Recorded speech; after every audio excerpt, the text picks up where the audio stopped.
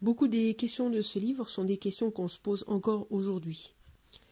On est inondé d'informations par les médias et on entend parler des guerres en Afrique, des dictateurs, de l'injustice, de la pauvreté.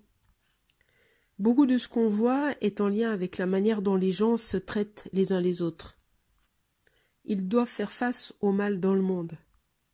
Et donc, on arrive à cette question, mais comment un Dieu bon peut permettre tout ça ? Pourquoi est-ce que Dieu ne fait rien par rapport au mal ? Le livre de Job pose la même question. En fait, c'est la question du mal dans le monde, et c'est une question qui empêche beaucoup de personnes de croire en Dieu.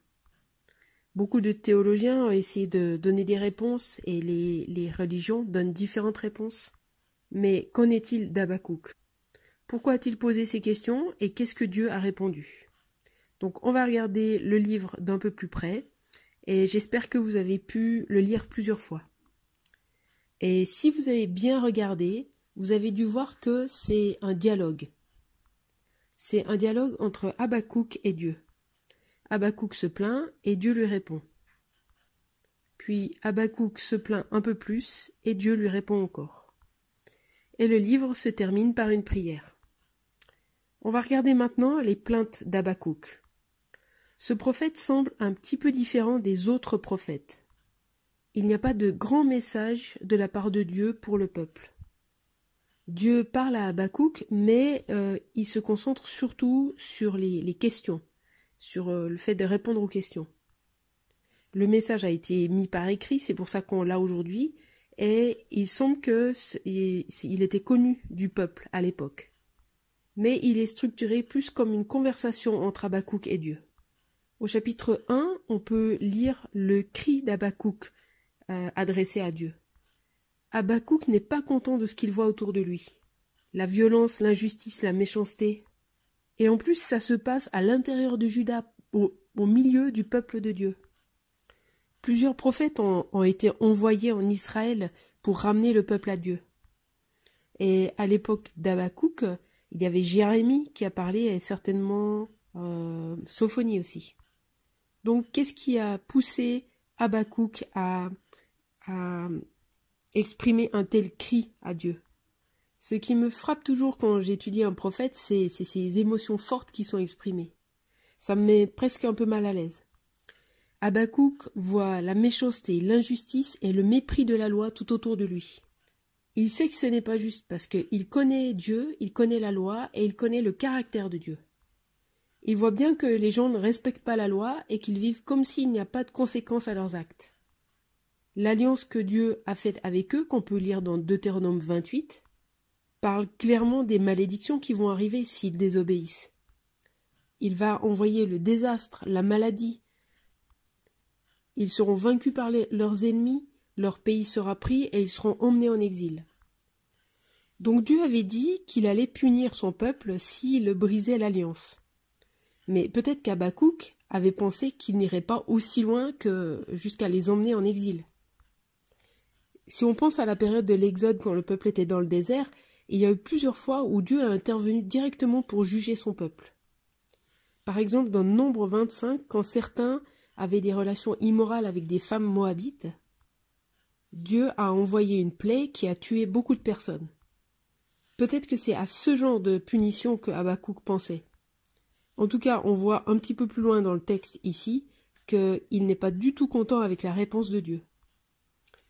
J'avais mentionné qu'aujourd'hui, il y a beaucoup de gens qui posent les mêmes questions quand ils voient le monde et tout le mal qui se passe. Et malheureusement, en ce qui me concerne, je réalise que j'ai été comme immunisée à tout ça. Et mon péché, en fait, c'est que je ne crie plus vers Dieu. Parce que je suis trop occupée par ma propre vie. Et je suis défiée de laisser la douleur du monde me toucher à nouveau et m'amener à Dieu pour le chercher et pour intercéder plus. Donc qu'est-ce que Dieu a répondu à Habakkuk ? C'était certainement une réponse qu'il n'attendait pas. Dieu avait prévu d'utiliser un autre peuple pour les punir, les Chaldéens, qui sont les Babyloniens. Il y a un autre endroit dans la Bible où on voit que Dieu utilise un peuple païen pour accomplir sa volonté. Le roi Cyrus de Perse est mentionné dans Ésaïe 44, 28 et 45, 1. Il est l'homme que Dieu a choisi pour ramener le peuple d'Israël dans son pays. L'Éternel est souverain et il utilise qui il veut pour son plan, même les païens. Donc Babylone est située assez bas en Mésopotamie, comme vous pouvez le voir sur la carte. Babylone était une ville-État située sur l'Euphrate, des deux côtés de l'Euphrate. Les restes de la ville se trouvent dans l'Irak actuel. Babylone était une province de l'Empire assyrien. Et la ville principale s'appelait aussi Babylone. Quand le gouverneur assyrien de Babylone est mort en 626 avant Jésus-Christ, un chef de tribu babylonien, Nabopolassar, saisit sa chance et se révolta contre la Syrie. Avec son armée, il libéra Babylone de la Syrie. Et Nabopolassar devint roi. Il continua à conquérir le territoire assyrien vers le nord, et les Mèdes se joignirent à lui. Et en 614 avant Jésus-Christ, ils détruisirent Assour. Assour était le centre religieux de la Syrie. Et c'était l'endroit où se trouvait le temple de leur dieu principal, Assour. Les Babyloniens continuèrent vers le nord et arrivèrent à Ninive, qui était la capitale de la Syrie. Ninive était située sur le Tigre, juste en face de l'actuel Mossoul en Irak. Il y eut un long siège et beaucoup de personnes furent tuées, quand la ville fut détruite par les Babyloniens. Les archéologues ont trouvé beaucoup de squelettes qui n'avaient pas eu de sépulture tout autour de ce site. Et ça s'est passé en 612 avant Jésus-Christ. Ce qui restait de l'armée assyrienne et de son gouvernement s'enfuit au nord jusqu'à Carchemish. En 609, les Babyloniens montèrent jusqu'à Carchemish.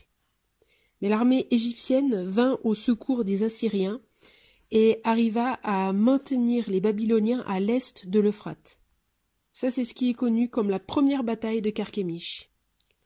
Josias, qui avait essayé d'empêcher Pharaon de monter à l'aide de la Syrie, fut tué pendant la bataille. En 605, les Babyloniens attaquent de nouveau Carchemish, mais cette fois, sans l'aide des Égyptiens, les Assyriens ne purent pas les repousser. Ce qui restait de l'armée assyrienne fut vaincu. Les Babyloniens continuèrent leur conquête et arrivèrent à Jérusalem en 605 avant Jésus-Christ. Ils s'emparèrent de Juda et firent de Jéhoïakim un vassal de Babylone. Quelques personnes de l'élite furent emmenées en exil et parmi eux se trouvait Daniel. En 597 avant Jésus-Christ, le roi Jéhoïakim se révolta contre Babylone. Il pensait que peut-être l'Égypte l'aiderait, mais ils ne l'ont pas fait. Les Babyloniens revinrent et emmenèrent beaucoup de personnes en exil, et parmi eux Ézéchiel. Jéhoïakin, le fils de Jéhoïakim, prit la relève, mais il ne régna que 3 mois. Puis ce fut Sédécias qui devint roi. Et en 588, Sédécias se révolta aussi contre Babylone, et il revint à nouveau. Et c'est à ce moment-là que Jérusalem fut détruite, et que les dernières personnes qui restaient furent emmenées en exil. La plupart d'entre eux furent emmenés en tout cas. Et Babylone était la puissance mondiale du moment, et elle a conservé ce statut jusqu'à ce qu'une autre nation, la Perse, sous le roi Cyrus, l'emporte en 539 avant Jésus-Christ. Dans le livre d'Habakkuk, les Babyloniens sont décrits comme un peuple fier, qui fait des conquêtes, qui est rapide et efficace. Ils s'emparent des pays avec une armée très organisée. Les Babyloniens étaient connus comme un peuple qu'il fallait craindre, qui n'avait pas de pitié. Et on sait qu'ils ont maintenu Juda en exil pendant des années. Peut-être que leur cruauté, leur méchanceté est la raison pour laquelle Babylone est la métaphore pour quelque chose de vraiment mauvais dans l'Apocalypse. Parfois, je pense que Dieu utilise aussi des choses difficiles dans nos vies. Et parfois des choses plus difficiles que ce qu'on attendrait. Et ma prière, c'est que Dieu puisse utiliser ce qu'il veut pour travailler dans ma vie, même si c'est douloureux. Ensuite, on arrive à la deuxième plainte au verset 12 du premier chapitre. Donc Dieu a donné une réponse à Habakkuk. Il lui a dit qu'il va juger Israël parce qu'ils ont trop péché. Et dans 2 Chroniques 34 à partir du verset 23, on voit la parole de la prophétesse Hulda à Josias, juste après qu'ils aient retrouvé la loi dans le temple. Ainsi parle l'Éternel, le Dieu d'Israël. Dites à l'homme qui vous a envoyé vers moi. Ainsi parle l'Éternel. Je vais faire venir un malheur sur ce lieu et sur les habitants selon toutes les malédictions écrites dans le livre qu'on a lu devant le roi de Juda. Puisqu'ils m'ont abandonné et qu'ils ont brûlé des parfums à d'autres dieux, afin de m'irriter par toutes les œuvres de leurs mains, ma fureur s'est répandue sur ce lieu. Elle ne s'éteindra pas. Mais vous direz au roi de Juda qui vous a envoyé pour consulter l'Éternel. Ainsi parle l'Éternel, le Dieu d'Israël, au sujet des paroles que tu as entendues. Parce que ton cœur a été touché, parce que tu t'es humilié devant Dieu en entendant ces paroles contre ce lieu et contre ses habitants, parce que tu t'es humilié devant moi, parce que tu as déchiré tes vêtements, et que tu as pleuré devant moi, moi aussi j'ai entendu, oracle de l'Éternel. Je te recueillerai auprès de tes pères, tu seras recueilli en paix dans l'un de tes tombeaux, et tes yeux ne verront pas tout le malheur que je ferai venir sur ce lieu et sur ses habitants. Grâce à sa fidélité, Josias n'a pas eu à subir les attaques sur Juda. Mais sa repentance et ses réformes n'avaient pas suffi. Les Babyloniens étaient en route. Mais Habakkuk n'était pas content de la réponse. Dans 1,5, on lit « Une œuvre que vous ne croiriez pas si on vous la racontait. » Et c'est comme si la réponse de Dieu était vraiment une surprise pour lui. Ce peuple était un peuple païen, un peuple pécheur. Comment est-ce qu'un Dieu saint pouvait l'utiliser pour son plan? Comment est-ce qu'il pouvait l'utiliser pour punir Israël? Habakkuk connaît le caractère de Dieu. Il est éternel, saint, tout-puissant. Et au regard de la sainteté de Dieu, les Babyloniens doivent forcément être punis. C'est comme si c'était écrit sur leur front. Donc pourquoi est-ce que Dieu les utilise? Habakkuk ne pouvait vraiment pas comprendre. Et il y a un petit détail intéressant dans 1,13, c'est que le peuple de Juda dont il venait de se plaindre juste avant, ici il en parle comme étant plus juste que les Babyloniens. Au verset 14, Habakkuk accuse Dieu d'avoir envoyé le chaos avec les Babyloniens. L'époque était instable et peut-être qu'ils sentaient déjà les problèmes arriver. Dans 15 à 17, il utilise une métaphore. Il compare Babylone à un pêcheur qui lance son filet pour attraper le maximum de poissons. Son filet, c'est son Dieu. Et Babylone n'arrête pas d'attraper des gens avec son filet. Une scène, c'est un filet qui a des poids en bas et qui ramasse tout sur son passage. Les bons et les mauvais poissons. Un peu comme sur cette image. Donc maintenant, c'est à Dieu de répondre à Habakkuk de nouveau. Et Habakkuk doit attendre la réponse et veiller. Finalement, Dieu répond à Habakkuk. Mais il précise bien que les Babyloniens aussi seront jugés, comme tous les méchants et les orgueilleux. Et ce passage semble aussi parler de manière générale de tous les orgueilleux, les méchants, les arrogants, etc. Eux aussi seront jugés, personne ne peut échapper à un Dieu juste. La justice sera faite et il y aura un juste jugement à la fin. C'est quelque chose qu'on trouve à plusieurs endroits dans le Nouveau Testament. C'est répété par Jésus, par exemple dans Luc 18, 7 à 8, ou par Paul dans 2 Thessaloniciens 1, 5 à 10, ou encore Jean dans l'Apocalypse 6, 9 à 11. Et je pense que c'est une consolation aussi pour nous aujourd'hui quand on voit tout le mal autour de nous. On sait qu'il y aura un juste jugement à la fin des temps. La dernière partie du verset 4 est un verset qui est souvent cité dans le Nouveau Testament, dans Romains, Galates et Hébreux. Le juste vivra par la foi. Ce verset, ainsi que Genèse 15, 6, qui dit « Abraham crut en l'Éternel, qui le lui compta comme justice ». C'est là où Abraham a été reconnu juste par Dieu sur la base de sa foi. Ces deux versets ont été la base des œuvres de Luther sur le salut par la foi seule. Sûrement que vous connaissiez tous ces versets, et on vous a souvent répété que vous êtes sauvés par la foi. C'est une doctrine centrale du christianisme. Et on connaît plein de versets de Romains par cœur qui soulignent ce point. Je me souviens dans ma SBS, quand j'étudiais hébreu, j'ai regardé aussi des passages de l'Ancien Testament et je suis arrivée sur les passages de la foi d'Abraham. Et j'ai eu cette grande révélation. Abraham était aussi juste devant Dieu à cause de sa foi. Exactement comme moi.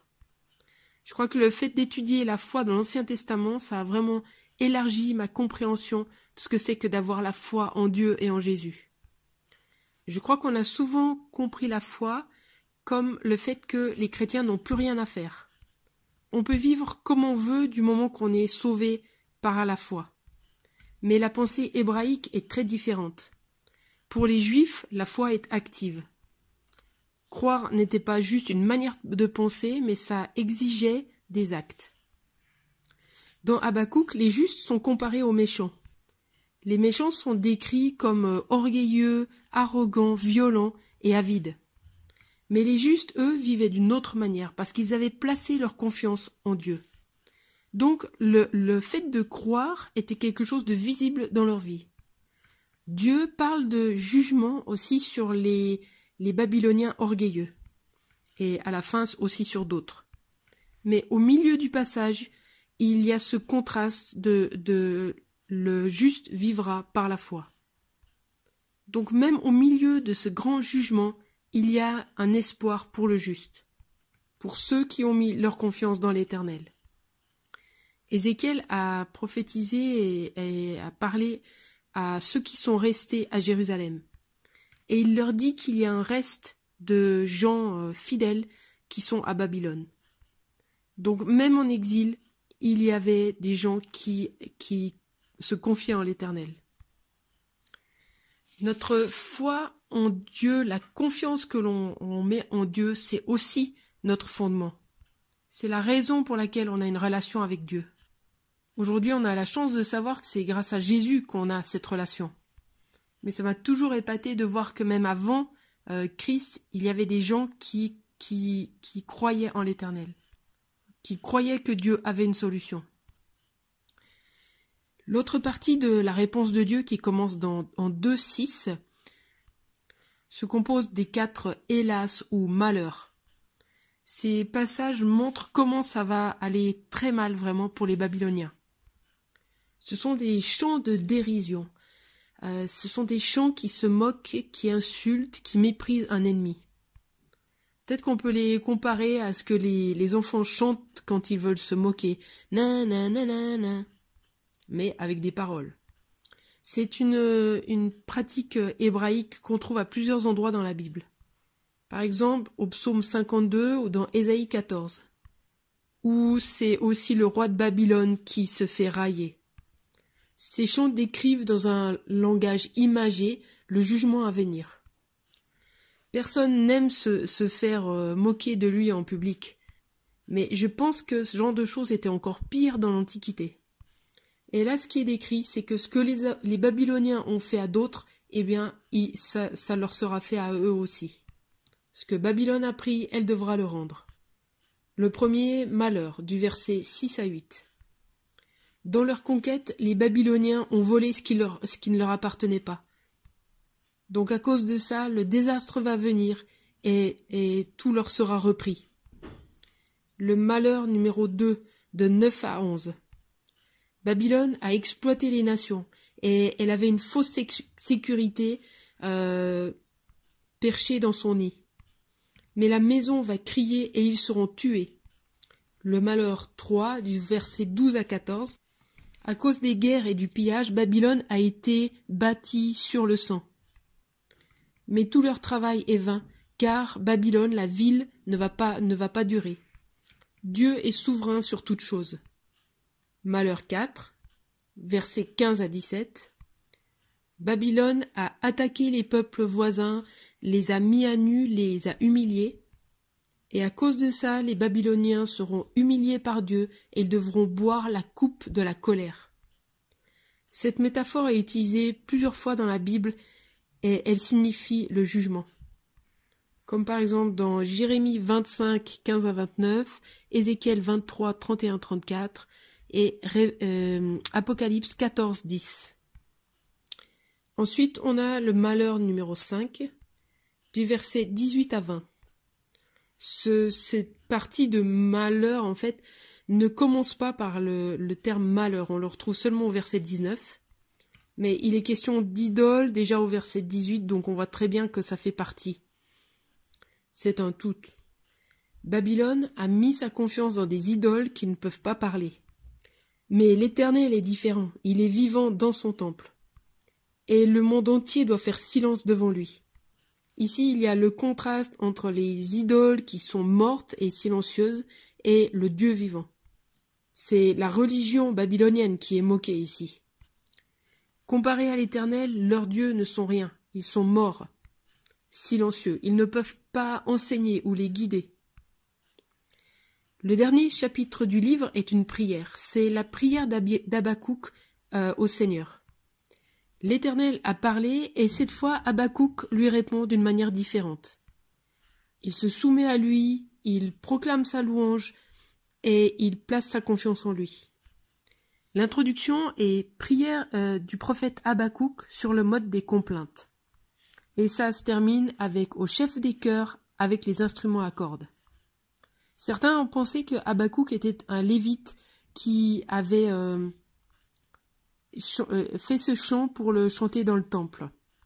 Mais on n'en est pas sûr. Le terme Shigionot qui est dans la version anglaise se trouve aussi au psaume 7 verset 1. Mais le sens n'est pas certain. Pareil pour les termes Séla, qui se trouvent aussi dans les versions anglaises, et que l'on trouve dans beaucoup de psaumes, mais ces termes, en tout cas, correspondent à un contexte musical. Donc peut-être que ce passage était un psaume utilisé dans la louange. D'autres psaumes sont des prières, comme le psaume 102 ou psaume 142.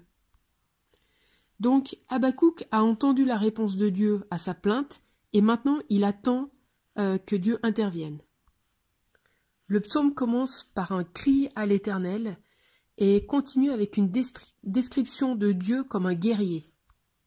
Et il se termine avec une déclaration de foi à l'Éternel, malgré le fait que tout semble sans espoir.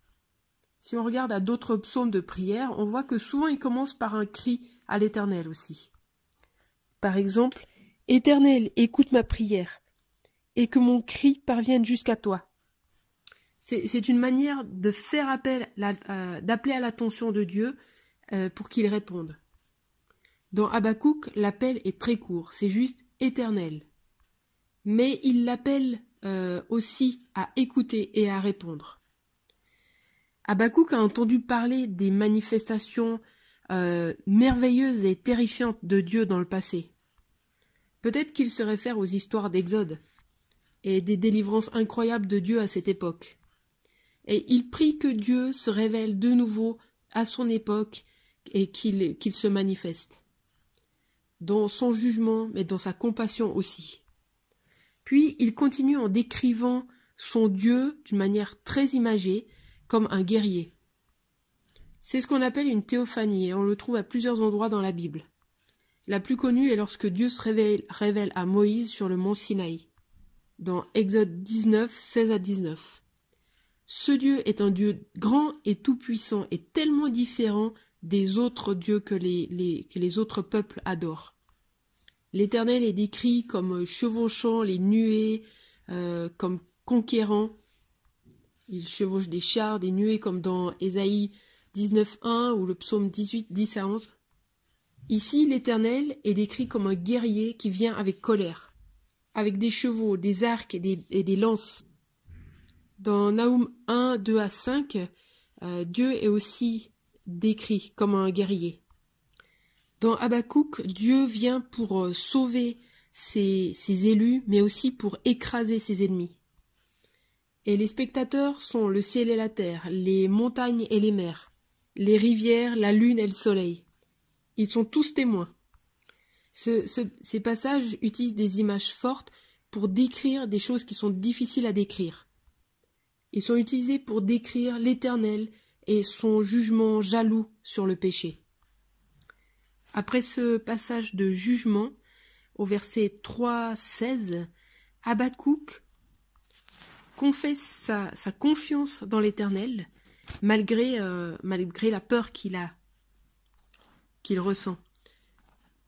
Ce sont des confessions de foi que l'on retrouve dans beaucoup d'autres psaumes. Habakkuk utilise une métaphore pour décrire le désespoir. Les figuiers n'auront plus de figues, les oliviers n'auront plus d'olives, il n'y aura plus de récolte, plus de troupeaux. En fait, ça veut dire qu'il n'y a plus d'espoir pour l'avenir. Mais malgré tout, il se réjouit dans le Dieu de son salut. Parce que c'est lui qui lui donne la force et le sens de sa vie. Quand j'ai étudié ce livre, Dieu m'a vraiment défié. Parce que Habakkuk est vraiment l'exemple de livre qui montre de croire en Dieu, même s'il n'y a aucun signe visible pour l'avenir, d'espoir pour l'avenir. Et ça me parle parce que si souvent je me plains et je ne vois pas du tout comment Dieu peut changer les choses. Mais comme Habakkuk, je dois placer ma confiance dans l'Éternel et le laisser être lui la source de tout dans ma vie. Voilà, c'est ce que je voulais dire sur ce livre et j'espère que Dieu vous a parlé aussi. Et je vous souhaite une bonne étude.